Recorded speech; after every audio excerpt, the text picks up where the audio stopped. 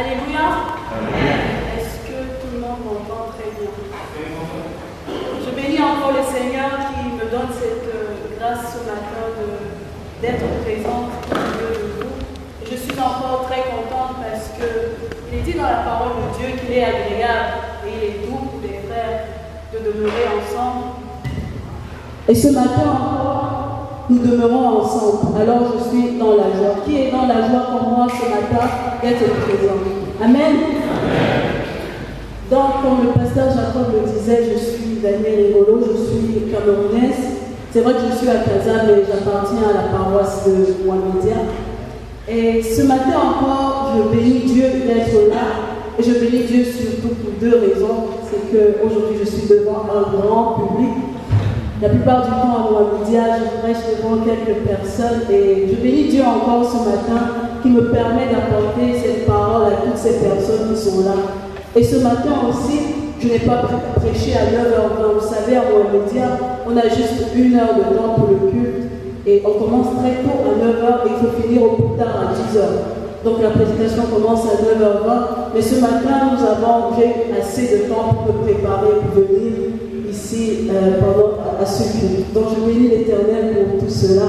Et je suis encore contente pour ces moments de louange et ces moments d'adoration qui m'ont enrichi et qui m'ont édifié. J'espère que c'est le cas pour chacun d'entre nous ce matin, qui a été édifié par la louange et l'adoration ce matin. Amen. Ce matin, la parole que Dieu aimerait nous adresser se trouve dans le livre de Matthieu. Nous allons ouvrir nos Bibles dans Matthieu chapitre 20. Et nous allons lire du verset 1 au verset 16. Matthieu chapitre 20, du verset 1 au verset 16. Je lis. Car le royaume des cieux est semblable à un maître de maison qui sortit dès le matin afin de louer des ouvriers pour sa ville. Il convint avec eux de nuit par jour et il les envoya servir. Il sortit vers la 3e heure et il en vit d'autres qui étaient sur la place sans rien faire. Il leur dit, allez aussi à ma ville, et je vous donnerai ce qui sera raisonnable. Et ils y allèrent. Il sortit de nouveau vers la 6e heure et vers la 9e, et il fit de même. Étant sorti vers la 11e heure, il en trouva d'autres qui étaient sur la place, et il leur dit, pourquoi vous tenez-vous ici toute la journée sans rien faire? Ils lui répondirent, c'est que personne ne nous a loués. Allez aussi à ma ville, leur dit-il. Quand le soir fut venu, le maître de la ville dit à son intendant, appelle les ouvriers et paye-leur le salaire en allant des derniers aux premiers. Ceux de la 11e heure vinrent et reçurent chacun un denier. Les premiers vinrent ensuite, croyant recevoir davantage. Mais ils reçurent aussi chacun un denier. En le recevant, ils murmuraient contre le maître de la maison et dirent, ces derniers n'ont travaillé qu'une heure et tu les traites à l'égal de nous qui avons supporté la fatigue du jour et la chaleur. Il répondit à l'un d'eux, mon ami, je ne te fais aucun tort. N'es-tu pas convenu avec moi d'un denier? Prends ce qui te revient et va-t'en. Je vais donner à ce dernier autant qu'à toi. Ne m'est-il pas permis de faire de mon bien ce que je veux? Ou vois-tu de mon œil que je sois bon? Ainsi, les derniers seront les premiers et les premiers seront les derniers. Seigneur, ce matin, nous sommes devant toi. Nous sommes à ton écoute et nous savons que tu nous parles encore. Nous t'écoutons, Père, et nous recevons encore avec beaucoup d'action de grâce et de parole que tu apportes ce matin pour changer nos vies, pour transformer nos cœurs, pour nous rendre, Seigneur, agréables à toi et permettre que nous puissions être ces lumières là qui brillent, afin que le monde te connaisse et que la gloire te revienne à jamais.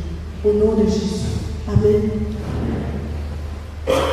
Le thème du partage de ce matin, c'est « Me trouves-tu injuste ?» C'est Jésus qui nous pose cette question « Me trouves-tu injuste ?» à chacun d'entre nous. Et j'aimerais que nous puissions garder cette question dans nos cœurs. Et qu'à la fin de cette prédication, que nous puissions apporter est-ce que nous trouvons Jésus est juste ou pas? Dans ce passage encore, on retrouve un adage qu'on a l'habitude de dire un peu, quelquefois à tort et à travers, les premiers seront les derniers et les derniers seront les premiers. Je crois que chacun d'entre nous ici peut-être l'a déjà dit ou bien l'a entendu. Mais qu'est-ce que cet adage voudrait dire en relation avec le passage de ce matin, en relation avec le royaume des cieux? C'est ce que nous allons essayer de comprendre et c'est ce que nous allons essayer de sonder tout au long de l'étude de ce matin. Ici, Jésus, encore comme toutes les autres fois, raconte une parabole à ses disciples pour leur faire comprendre ce qu'est le royaume des cieux. Il préfère utiliser une histoire imagée pour pouvoir toucher leur cœur. Et la parabole qu'il raconte, c'est celle-là que nous avons lue, où il est question d'un maître de maison. Dans d'autres versions, il est dit d'un propriétaire qui avait sa vigne. Sa vigne avait déjà été plantée. Et là, il avait besoin d'ouvriers. Il avait besoin d'employés pour travailler dans sa vigne, pour pouvoir nettoyer probablement, pour pouvoir émonder sa vigne. Et là, il va décider de chercher des ouvriers. Il n'est pas allé à la NAPEC, comme par exemple ici au Maroc ou à Pôle emploi. Il est allé sur la place du village. C'est là où à l'époque, en fait, on employait les gens.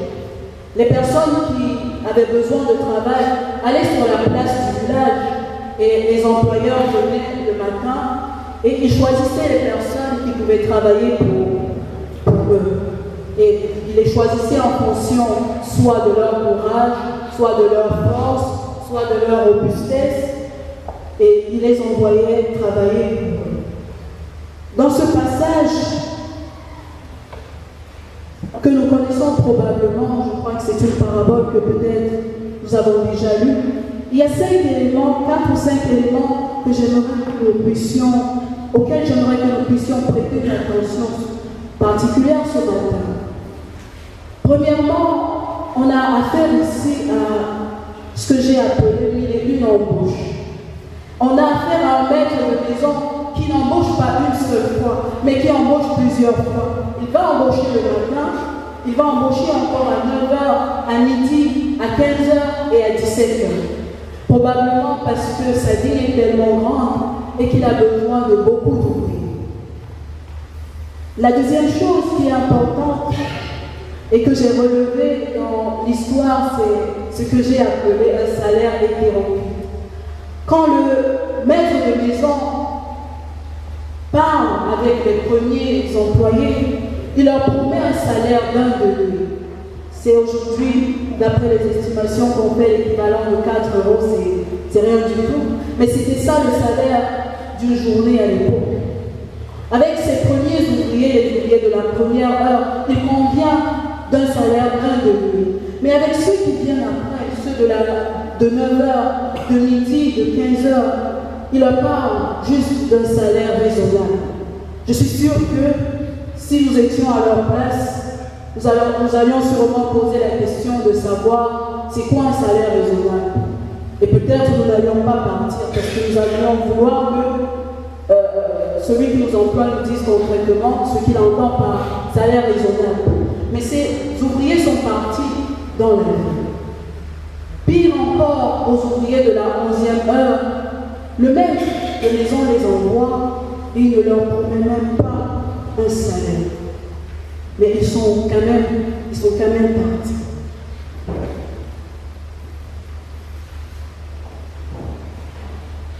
Ce que j'aimerais aussi relever, après avoir lu ce passage, c'est la façon dont le maître emploie.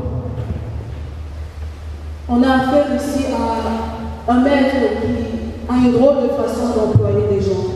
La plupart du temps, quand on lance des appels d'offres, on précise le nombre de personnes qu'on veut. On va peut-être chercher un chef de projet ou un responsable des ressources humaines. Mais ici, on a affaire à un maître de maison qui prend tout le monde, qui ne compte même pas le nombre de personnes qu'il a déjà prises. Et en plus, il ne regarde pas les compétences. Il n'essaie pas de savoir si ces personnes sont valides ou pas, si ces personnes sont capables de faire le travail ou pas. Mais il les choisit et il les envoie dans sa vie.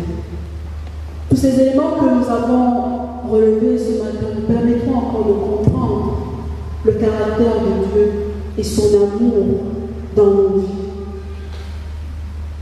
Mais avant de parler de ça, j'aimerais aborder le dernier aspect que j'ai relevé dans cette histoire. C'est au moment où il fallait payer le salaire.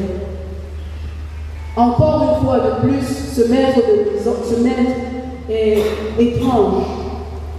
Au lieu de payer premièrement les premiers ouvriers avant de payer les derniers, il décide de payer les derniers avant les premiers. Et dans l'histoire, on se rend compte que les premiers ouvriers ne se sont pas plaints d'être payés les derniers. Ils se sont dit, ok, bon, de toute façon, nous allons être payés. Mais le maître va plus loin et il donne le même salaire aux premiers il donne le même salaire aux derniers ouvriers comme aux premiers. Et on a l'impression dans l'histoire que le maître fait exprès. Parce que si il avait payé les premiers ouvriers avant, il ne se serait pas rendu compte que les derniers ouvriers qui étaient venus longtemps après eux avaient reçu le même salaire qu'eux. Mais le maître, il a fait exprès en faisant payer les derniers ouvriers. Et il a donné largement le temps aux premiers ouvriers de se rendre compte que les derniers avaient eu en fait le même salaire qu'eux. Et quand les premiers ouvriers se sont rendus compte de cela, ils ont exprimé leur mécontentement. Et là, je vais vous poser une question. Est-ce que nous croyons que les ouvriers de la première heure avaient tort? Qui croit que les ouvriers de la première heure avaient tort?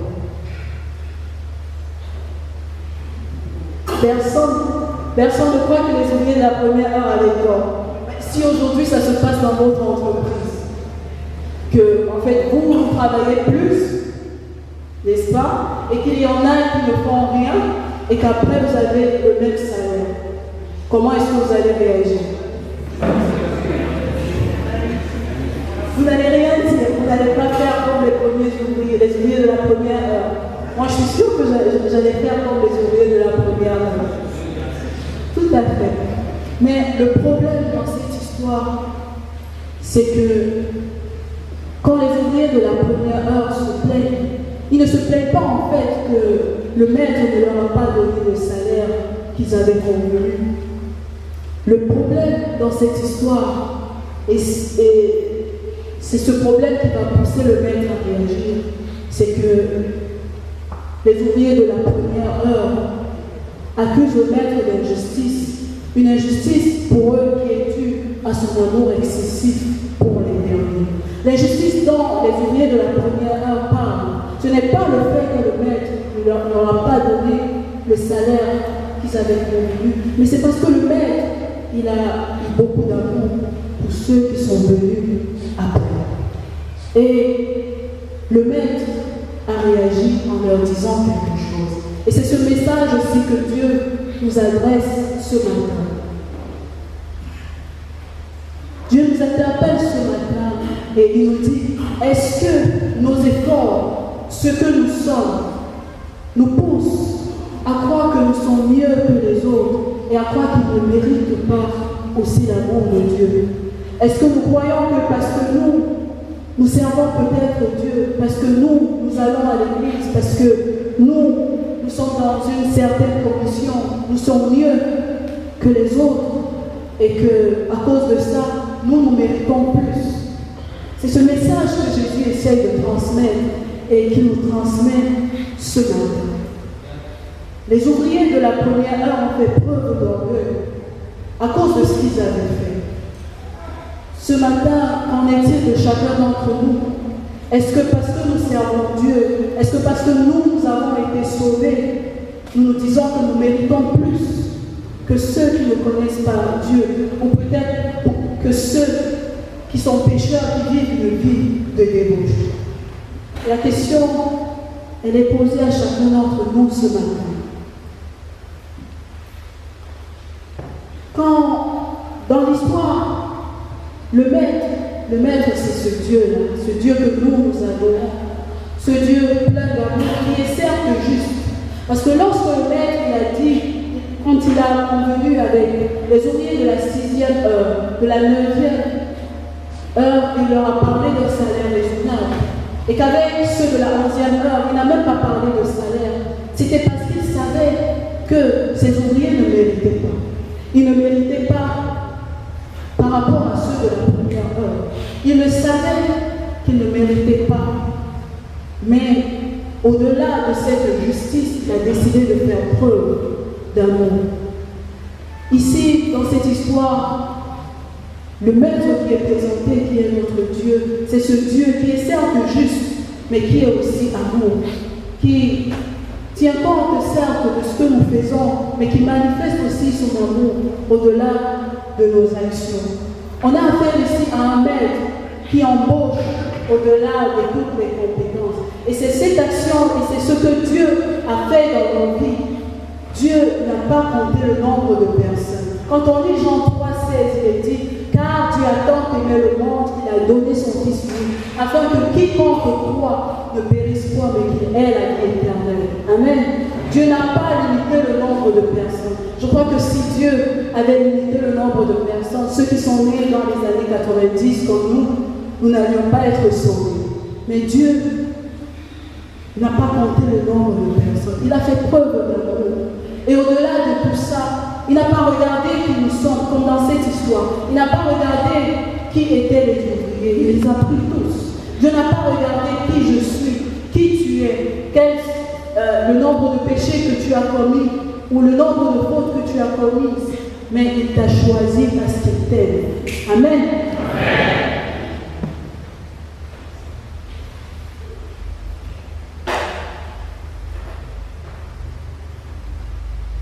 Et la question que nous pouvons nous poser est de savoir qui sont les ouvriers de la première heure et qui sont les ouvriers de la 11e heure. Quand on lit l'histoire, on peut se dire que lui, les ouvriers de la première heure, c'était les enfants d'Israël, ceux-là à qui Dieu avait donné la loi, ce peuple qui était choisi par Dieu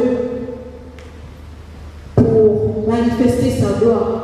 Ce peuple-là qui avait reçu la loi, qui appliquait la loi, qui avait fait beaucoup d'efforts. Et nous sommes les ouvriers de la 11e heure. Parce que nous n'avons jamais fait ça, mais nous aurons la vie éternelle comme ces mêmes personnes. Les ouvriers de la première heure, ce sont aussi peut-être les pharisiens. Ces personnes-là qui obéissaient scrupuleusement à la loi au point où ça devenait un fardeau pour eux. Et qui croyaient que les personnes que Jésus approchait n'étaient même pas dignes. N'étaient pas dignes que Jésus puisse approcher d'eux. C'était des gens de mauvaise vie. Mais les ouvriers de la première heure, ça peut aussi être nous ce matin. Combien de fois, comme je le disais tantôt, pensons-nous que parce que nous servons Dieu, parce que nous sommes à l'église, alors ceux qui sont à l'extérieur, ils méritent certainement la perdition. Peut-être nous ne le disons pas ouvertement, mais quelquefois dans notre façon d'agir, nous le pensons. Combien de fois, parfois, nous nous disons que comme nous sommes par exemple dans une commission, à l'intercession, ou bien parce que nous prêchons, ou bien parce que nous avons un certain don de prophétie, que nous sommes mieux que ceux qui sont peut-être dans l'assemblée. Que nous méritons plus les bénédictions de Dieu que ces personnes-là peut-être qui ne s'activent pas autant que nous. Combien de fois peut-être nous nous disons que non, parce que nous servons Dieu plus, que peut-être notre niveau spirituel, d'après nous, est mieux que celui des autres. C'est nous qui méritons les bénédictions. Et que lorsque peut-être les autres sont bénis, nous faisons preuve de jalousie. Et nous ne nous réjouissons pas avec eux. Comme le disait tantôt notre frère Élie. Est-ce que ce que nous sommes, est-ce que les efforts que nous faisons pour Dieu, est-ce que notre œuvre pour Dieu est un obstacle pour les autres? Est-ce que nous mettons cela comme une occasion de nous enorgueillir et ne pas manifester la compassion pour les autres?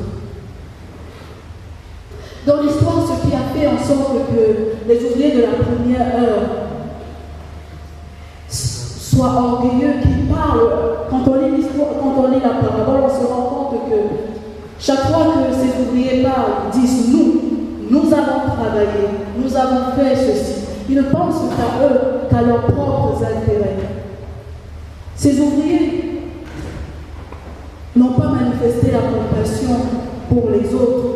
Pourquoi? Parce qu'ils se disaient qu'ils méritaient. Mais ils avaient oublié que le Maître avait aussi manifesté de la grâce dans leur vie. Quand le Maître les a choisis les premiers, c'était par grâce. Et à l'issue de leur travail, il n'est même pas dit dans le passage que le Maître a vérifié s'ils avaient fait un bon travail ou pas. Il n'est pas dit si le Maître avait vérifié que le travail qu'ils avaient fait répondait à ses attentes. Mais le Maître les a payés. Mais ils ont carrément oublié cet aspect des choses. Ils ont plutôt vu l'amour excessif que le Maître a manifesté à l'endroit des autres. Ce matin encore, Dieu nous interpelle à ne pas oublier la grâce qu'il manifeste dans nos vies. Nous devons nous souvenir de cette grâce, parce que lorsque nous nous rappelons de la grâce de Dieu dans nos vies, alors notre attitude aussi envers les autres change. Alors nous avons compassion aussi des autres, parce que nous réalisons que nous, là où nous sommes aujourd'hui, nous n'aurions pas pu être là si Dieu ne nous avait pas sortis de là où nous étions. Alléluia. Amen. Ce matin encore, Dieu te parle, je me parle, de nous souvenir de là où nous venons, de nous souvenir de la grâce que lui, il a manifestée dans nos vies. Je vais terminer en revenant sur les ouvriers de la dernière heure. Les ouvriers de la dernière heure, ce sont ceux-là qui ne méritaient pas. Ce sont ceux-là qui sont venus à la fin, à 1 heure de la fin du travail. Ils ne méritaient même pas de travailler. De toute façon, s'ils travaillaient, combien est-ce qu'on allait les payer? Et parfois aussi, nous nous disons que nous ne méritons pas. Peut-être les gens autour de nous sont bénis. Et nous regardons, nous disons, quand est-ce que le temps aussi de ma bénédiction va venir? Il y a d'autres personnes que nous voyons travailler activement pour Dieu, qui prennent des engagements pour Dieu et qui le font. Et nous peut-être, nous sommes ces personnes-là qui désobéissons à Dieu, qui péchons tout le temps. Et à cause de ça, nous nous éloignons et nous nous disons non, nous ne pouvons même pas nous approcher de Dieu. Mais l'histoire des ouvriers de la 11e heure est très importante. Quand on la lit, on se rend compte que choisis à cause de leurs compétences. Ils n'avaient peut-être pas été choisis à cause de leur robustesse. Peut-être qu'on les a laissés puisqu'ils ne pouvaient pas faire le travail. Mais ils sont restés jusqu'à la 11e heure. Ils auraient pu rentrer chez eux. Ils auraient pu se dire, bon, de toute façon, il ne reste qu'1 heure à travailler. Nous allons rentrer chez nous. De toute façon, même si on travaille 1 heure, qu'est-ce qu'on va gagner? Mais on se rend compte dans cette histoire que ces ouvriers sont restés jusqu'à la 11e heure. Et ils ont gardé l'espoir. Ils ont gardé l'espoir que c'était encore possible qu'ils soient embauchés. Alors ce matin aussi, à chacun d'entre nous, à ces personnes qui se disent que c'est terminé, Dieu nous dit encore qu'il y a de l'espoir, que c'est possible encore et qu'il n'est pas tard. Peut-être qu'il reste 1 heure, mais même avec cette heure-là, la seule heure qui reste, Dieu est capable de faire encore des miracles dans nos vies. Dieu est capable encore de changer nos vies. Dieu est capable encore de manifester sa grâce dans nos vies. Il est capable de nous transformer. Amen. Et ce matin encore, je vais profiter. Ce matin encore, je vais profiter de cette occasion pour parler à nos sœurs. Parce que nous célébrons la journée de la femme dans quelques jours. Et aujourd'hui, c'est la journée mondiale de prière de femme.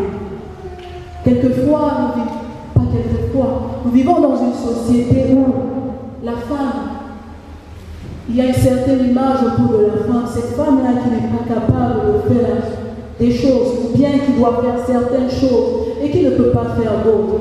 Malheureusement aussi à l'église, ces choses existent où quelquefois nos sœurs, nous les femmes, nous disons peut-être oui, nous ne pouvons pas nous tenir. Là, il y a certaines choses que nous ne pouvons pas faire.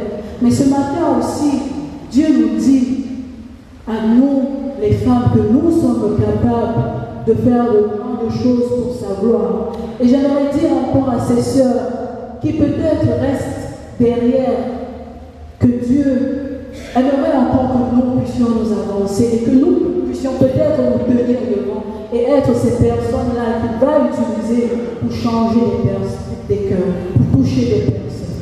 Amen. Je vais terminer ce matin en racontant l'histoire d'une personne de la 11e heure.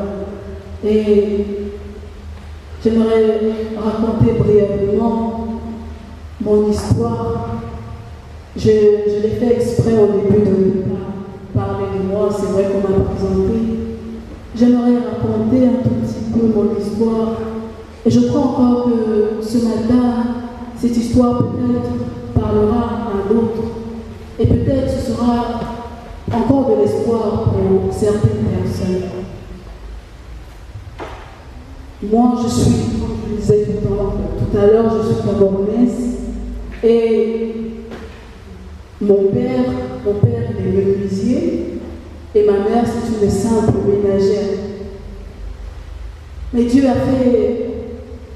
a manifesté sa grâce dans ma vie en faisant en sorte que je puisse venir au Maroc. C'était même pas possible que mon billet d'avion soit payé par mes parents, mais je suis venue au Maroc. Et non seulement je suis venue au Maroc, mais Dieu a permis aussi que je puisse aller à l'église, rencontrer d'autres personnes. Je vais parler juste d'un aspect de ma vie. Aujourd'hui, quand je me tiens devant tout le monde, quand je me tiens devant vous pour prêcher, et il y a d'autres personnes peut-être qui ne peuvent pas imaginer, lorsque j'étais à l'école primaire, même au lycée, j'avais du mal à prendre la parole devant les gens. Et même en classe, je ne pouvais pas parler devant mes camarades. Même quand le professeur posait la question et que je connaissais la réponse, je ne pouvais pas lever le doigt parce que j'avais tellement peur. Je disais non, je ne peux pas parler devant les gens, tout le monde va se moquer de moi.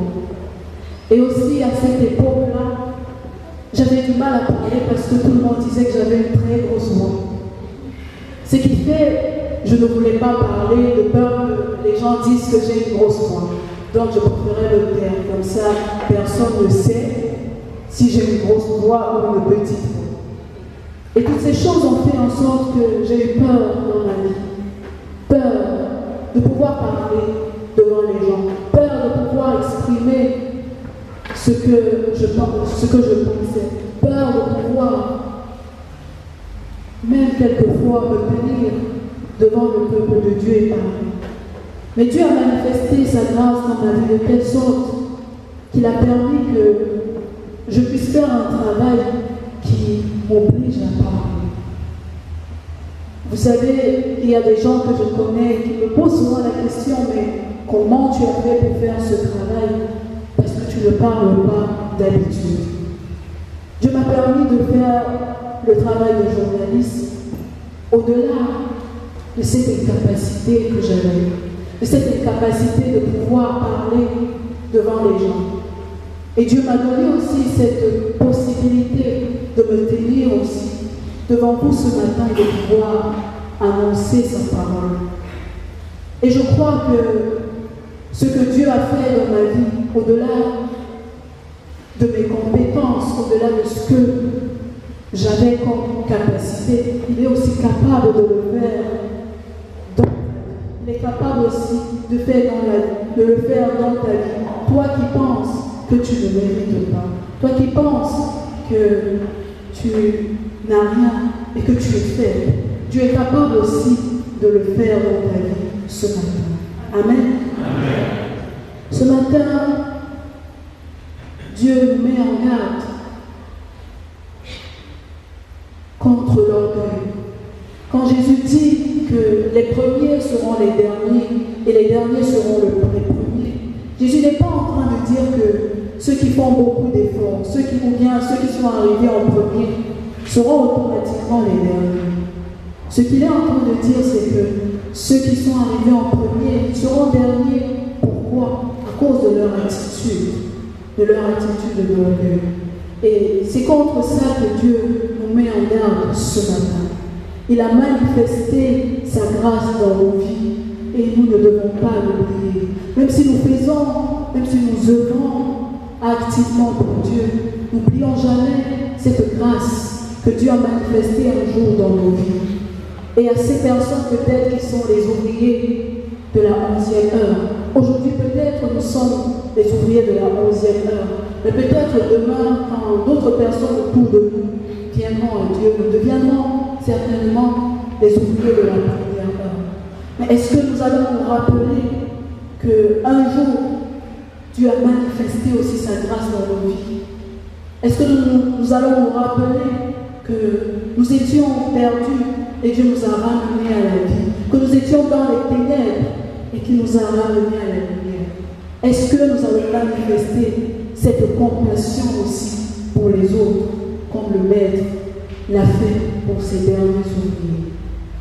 Ce matin, la parole que je laisse pour chacun d'entre nous, c'est de nous souvenir de la grâce que Dieu manifeste chaque jour dans nos vies et surtout de ne pas l'oublier. Que le nom de l'Éternel soit béni. Amen.